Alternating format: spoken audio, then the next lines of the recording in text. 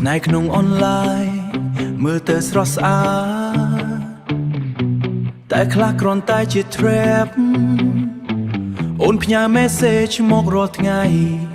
និយាយថានឹកបងជាមនុស្សពិសេស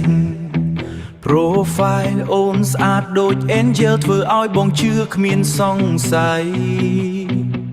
រយប់ call មក sweet ថាអនាគតចង់នៅក្បែរបងតែខាងក្រោយពាក្យ say love you គឺគម្រោង scam យកវ័យទាំងអស់ដំបងសុំតែ recharge បន្ទាប់មកសុំ transfer បងឲ្យទាំងចិត្តទាំងលុយចុងក្រោយអូន disappear អូនជា online scammer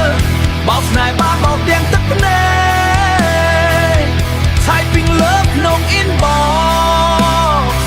តែចិត្តអូនគ្មានសេចក្តីពិត online scammer បងខ្លាចជា victim ស្នេហ៍លុយបាត់នៅតែរកបានតែ trust បាត់ពីបារី picture ដែលអូនផ្ញើមកប្រហែលមិនមែនសូម្បីរូបអូន story ដែលអូននិយាយប្រាប់គ្រាន់តែ fake សម្រាប់បោគ្រាន់តែ fake សម្រាប់បោមិត្តភ័ក្ដិបងធ្លាប់ហាថា online កុំជឿងងាយតែបេះដូងពេលស្រឡាញ់ធ្វើឲ្យបង blind ទាំងអស់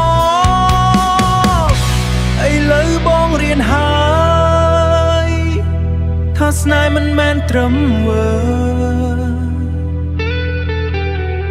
មនុស្សពិតគេ prove ដោយ action មិនមែន typing តែបោកប្រាស់